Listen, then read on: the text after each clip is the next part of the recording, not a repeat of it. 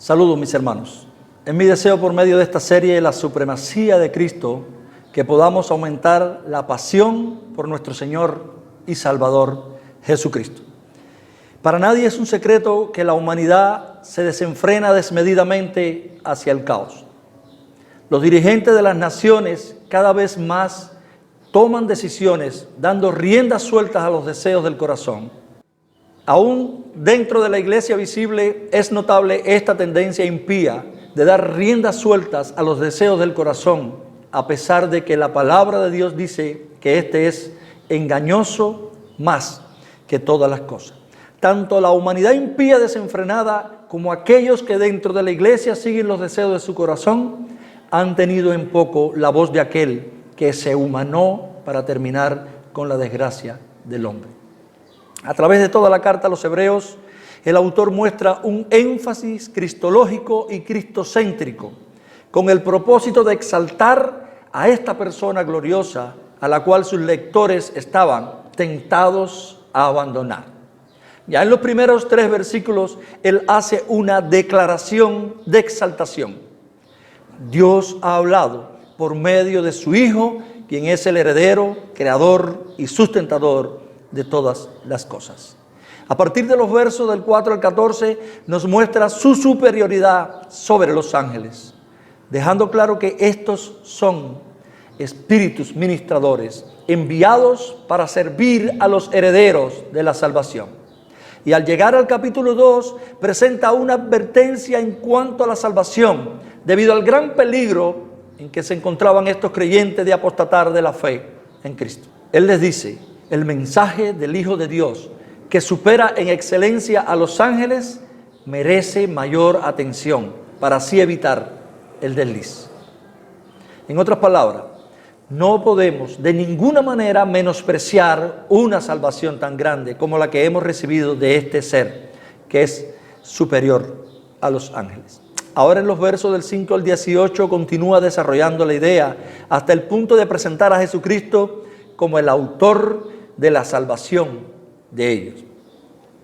En el capítulo 2 y verso 5 comienza con una oración inicial que conecta con la porción anterior diciendo: porque no sujetó a los ángeles el mundo venidero, acerca del cual estamos hablando. Seguidamente el autor presenta argumentos para probar que Cristo debe ser obedecido por su soberanía sobre todo el mundo, dada por el Padre. Muestra que toda la generosidad de Dios nos ha sido restituida por medio de Jesucristo. Sí, hermanos, el creador y sustentador de todas las cosas, que es adorado aún por los ángeles, tenía que hacerse un poco menor que los ángeles, como dice el verso 7, porque también es el Salvador. Lo que realmente nos está diciendo es: Dios no escogió a estos seres celestiales para que se enseñoreasen sobre la creación, sino a un hombre, y apuntando específicamente al postrer Adán, al único hombre perfecto y perfecto Dios. En el verso 8, después de expresar que todo ha sido sujetado bajo sus pies, les dice: pero ahora no vemos aún todas las cosas sujetas a Él. Hablando del maravilloso destino estropeado por la humanidad. Pero posteriormente en el verso 9 él escribe: pero vemos a aquel que fue hecho un poco inferior a los ángeles, es decir, a Jesús, coronado de gloria y honor a causa del padecimiento de la muerte, para que por la gracia de Dios probara la muerte por todos. El maravilloso destino de la humanidad ha sido enmendado. Lo que el Espíritu Santo por medio del autor les está diciendo a ellos y a nosotros es que aunque no veamos que todo el mundo se sujeta a Jesús, estemos satisfechos, porque Él ha triunfado sobre la muerte y ha sido exaltado, y en su momento todo será perfeccionado. La solución del problema del ser humano demandaba las 3 cosas que el verso 9 nos presenta. Hecho un poco menor que los ángeles, refiriéndose a su encarnación, a causa del padecimiento de la muerte, a su pasión, y coronado de gloria y de honra, apuntando a su exaltación. Era necesario que el Hijo de Dios se hiciera hombre, muriera y resucitara. Ahora en el verso 10 señala, porque convenía que aquel para quien todas las cosas y por quien son todas las cosas, llevando muchos hijos a la gloria, hiciera perfecto por medio de los padecimientos al autor de la salvación de ellos. Hiciera perfecto significa completase o hacer efectivo. Aquí el autor vuelve a reforzar que Cristo es el creador y sustentador de todas las cosas, que es el autor de la salvación y que por medio de su muerte llevará muchos hijos a la gloria. Seguidamente en los versos del 11 al 13, usando dos citas más del Antiguo Testamento, expresa el completo favor del Mesías por su pueblo, de tal manera que no se avergüenza de llamarlos hermanos. Continúa con la idea en los versos del 14 al 15, dice, así que, por cuanto los hijos participaron de carne y sangre, Él también participó de lo mismo, para destruir por medio de la muerte al que tenía el imperio de la muerte, esto es, al diablo, y librar a todos los que por el temor de la muerte estaban durante toda la vida sujetos a servidumbre.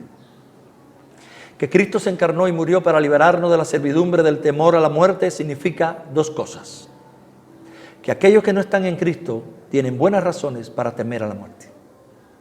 Y que aquellos que están en Cristo, para ellos ya no hay razones para temer a la muerte. Por su humanidad, el Hijo de Dios llegó a ser sumo sacerdote, capaz de compadecerse de su pueblo, la descendencia de Abraham. En los versos del 16 al 18 dice la palabra, porque ciertamente no socorrió a los ángeles, sino que socorrió a la descendencia de Abraham. Por lo cual debía ser en todo semejante a sus hermanos, para venir a ser misericordioso y fiel sumo sacerdote en lo que a Dios se refiere, para expiar los pecados del pueblo, pues en cuanto Él mismo padeció siendo tentado, es poderoso para socorrer a los que son tentados. Mis hermanos, la humanidad de Jesucristo no lo hace inferior. Por su humanidad pudo recuperar el dominio que el hombre había perdido. Hizo posible llevar muchos hijos a la gloria.